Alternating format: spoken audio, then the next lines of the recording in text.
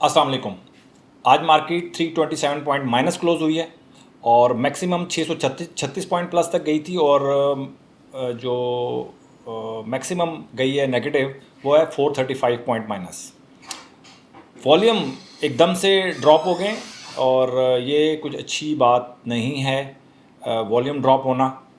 और एक अच्छी लहर आई है मार्केट के अंदर, तो ये जो सबसे बड़ा ये जो रुकावट बन सकती है मार्केट के लिए ये वॉल्यूम है।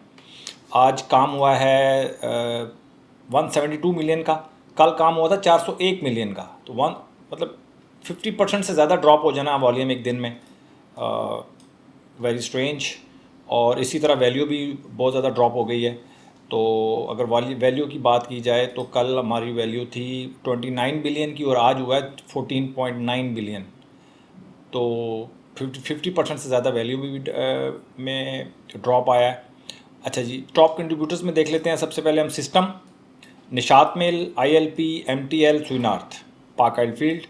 और जिन्होंने नेगेटिव कंट्रीब्यूट किया उन्होंने फौजी fertiliser, hub power, lucky cement, मारी, UBL, HBL, नेशनल बैंक। तो हैवी वेट स्टॉक्स ने आज नेगेटिव में कंट्रीब्यूट किया। तो ये थी जी हमारी समरी मार्केट की। और सबसे ज़्यादा जो इम्पोर्टेंट बात है वो ये है कि कल मार्केट प्लस हुई बहुत ज़्यादा, लेकिन मैंने आपको कहा था कि मेरा जर्नल जो है वो इफ़ेक्ट नहीं हुआ, यानी कि मार्केट की तेज़ी का जो असर था वो मेरे जर्नल पे नहीं पड़ा। मेरा पोर्टफोलियो में कोई कोई प्लस माइनस का इफ़ेक्ट नहीं आया। तो वो मेरा जो जर्नल है ना, सबसे बड़ा इंडिकेटर इस वक्त मैं जो समझता हूँ वो मेरा जर्नल है। बाकी इंडिकेटर्स होंगे बहुत सारे मार्केट के अंदर, लेकिन इस वक्त जो सबसे पावरफुल मेरा जो इंडिकेटर है वो मेरा जर्नल है। ये बात आप याद रखिएगा। आप भी अपना जब जर्नल बनाएंगे तो आपका भी जो सबसे पावरफुल टूल होगा वो आपका जर्नल होगा। आपका जर्नल ही आपको बता देगा कि यार आप मार्केट की सिचुएशन क्या चल रही है। लेकिन जर्नल आपने कुछ कायदे कानून के तहत बनाना है, तभी वो आपसे अच्छी बात करेगा। तो सबसे पहले हम चलते हैं अभी कैटेगरीज़ की तरफ। तो कैटेगरीज़ में अगर आप देख सकें तो जो नए स्टॉक्स अभी इंटर हुए हैं, आज फिर मैं कुछ अलर्ट कैंडल्स नहीं बना सका, तो अलर्ट कैंडल्स की मैं अलग से डाल दूंगा एक post. In the mean while आप खुद भी अलर्ट कैंडल्स की बना सकते हैं। कुछ स्टॉक्स की, कुछ नए स्टॉक्स इंटर हुए हैं वो मैं आपको बता देता हूँ। GATM, JVDC, सुई साउथ की आज अलर्ट कैंडल बनी है, ये तो मुझे पता है। और ट्रीट, वाफे, ये कैटेगरी A+ में है और कैटेगरी A में है GHGL, HTL, NCL, NCPL, PISCLA और ANL। बाकी जो मैंने हाईलाइट किए हुए हैं स्टॉक्स ब्लू, जो मैंने ब्लू हाईलाइट किए हुए हैं ये स्टॉक्स मेरे पास, इनकी बाइंग चल रही है, वो मेरे आप जर्नल में देख सकते हैं।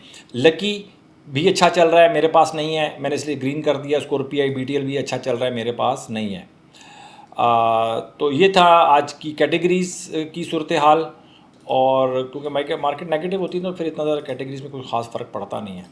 लेकिन अभी आपने चेक करना है कि इन स्टॉक्स में से जो मैंने हाईलाइट नहीं है, इनमें से कौन से स्टॉक्स की अलर्ट कैंडल बनी है, वो आपने कमेंट सेक्शन में मुझे बताना है।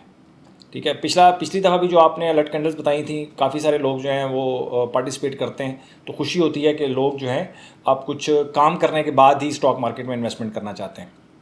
और ये मैं आपको बता दूं कि मैं काम करता हूं, थोड़ी सी रिसर्च भी करता हूं, आसान नहीं है ये। जितना लोगों ने स्टॉक के काम को आसान समझा हुआ है जिसकी वजह से वो मार खाते हैं, आसान नहीं है। अगर आप इसको थोड़ा सा टफ टाइम अपने आप को दे देंगे और कुछ महीने इसके ऊपर आप काम कर लेंगे तो सारी ज़िंदगी के लिए आपके लिए आसानी हो जाएगी। तो फिर हम चलते हैं ट्रेड की तरफ, यानी कि जो मेरा जर्नल है। जर्नल में बहुत सारे आइटम आप आ गए जी, 22 आइटम्स हो गए हैं। लेकिन जो खुशी की बात यह है कि कुछ 14% DG खान सीमेंट चल रहा है, 17% आपका चल रहा है जी मैपल लीफ सीमेंट, 11% चल रहा है नेशनल फूड, 12% पाक इलेक्ट्रॉन, 16% स्वीनार्थ, 8% फौजी सीमेंट, 9% तकरीबन 8% ही चल रहा है PSO, और 12% चल रहा है आपका मारी, और 10% चल रहा है निशात मिल। अच्छा, जो बात समझने वाली है उसको देखें। आपके जो इमेज है 14% प्लस पे चल रहा है, लेकिन इसका हाई जो लगा है ना 17% लगा है, तो मैंने स्टॉप लॉस को इसको कर दिया 10%। इसी तरह मैपल लीफ सीमेंट का 20% हाई लगा है और मेरी बाइंग से, तो मैंने इसको 13% पे कर दिया है, इसको स्टॉप लॉस को मूव कर दिया। ठीक है, जो 13% पे आके हम इसको सेल कर देंगे। अभी 17% पे चल रहा है। इसी तरह नेशनल फ्रूट 14% तक हाई गया है, मैंने इसको 7% पे इसको मैंने कर दिया। 7% की कुर्बानी देना आसान नहीं होता, हम बड़ी गेम का हिस्सा बनना चाहते हैं, इसलिए हम 7% की कुर्बानी दे रहे हैं। अगर आप इसको प्रॉफिट बुक करना चाहते हैं, 14% हाई लगा है, अभी 11% पे चल रहा है, 9% 10% पे आप प्रॉफिट बुक करना चाहते हैं, आप कर सकते हैं। एक जो आपको सूट करता है आप वो कर लें। मैं बेस्ट पॉसिबल सिनेरियो अडॉप्ट करने की कोशिश करता हूँ, इसलिए कि हमें एक बड़ी मतलब स्टॉक मार्केट में ज़्यादा से ज़्यादा गेन कैसे हासिल कर सकते हैं, मैं उसके ऊपर उस स्ट्रेटजी के ऊपर काम कर रहा होता हूँ। आप अगर थोड़ा बहुत कर सकते हैं, यानी कि आप अपना बुक करना चाहते हैं प्रॉफिट, तो आप कर सकते हैं, कोई इतना बड़ा मसला नहीं है। पाक इलेक्ट्रॉन 13% प्लस तक गया है, अभी 12% चल रहा है, तो मैं 6% पे उसको मैंने स्टॉप लॉस इसका रखा हुआ है। तो 7-8% का डिफरेंस रख के मैं इसको लेके चल रहा होता हूँ। अब जैसे 9% 17% गया है सुइनार्थ, मैंने इसको 9% पे कर दिया है, और 14% गया है आपका फौजी सीमेंट, तो मैंने इसको 8% पे इसको मैंने अपना स्टॉप लॉस मूव कर दिया, यानी कि 6%, किसी में 6, किसी में 8, किसी में 7। तो इस तरह मैं डिफरेंस लेके चल रहा होता हूँ। और अपने स्टॉक मार्केट, अब जैसे OGDC है 4 रुपये, यानी कि मेरे बाइंग से मुझे प्लस तक गया था, अभी 1.5% मिल रहा है मुझे, तो मैं ब्रेक इवन के ऊपर मैंने इसको अपने स्टॉप लॉस को मूव कर दिया है। और इसी तरह ये आपका अटक रिफाइनरी भी मेरा ब्रेक इवन पे जाएगा, तो मैं सेल कर दूंगा, क्योंकि मैक्सिमम गया था 5.6%, अभी 2.3% चल रहा है, तो ब्रेक इवन पे मैं इसको सेल कर दूंगा, इसको मैं लॉस में नहीं जाने दूंगा। और अगर ये थोड़ा सा और बढ़ जाता 7-8% तक चला जाता, तो मैं 2% प्लस में इसको मैं काट लेता, क्योंकि चलो थोड़ा बहुत प्रॉफिट आ जाता। FFL की बात करूँ 4% प्लस हुआ था, और अभी 2.5% प्लस चल रहा है, तो मैं इसको ब्रेक इवन पे इसको सेल कर दूंगा।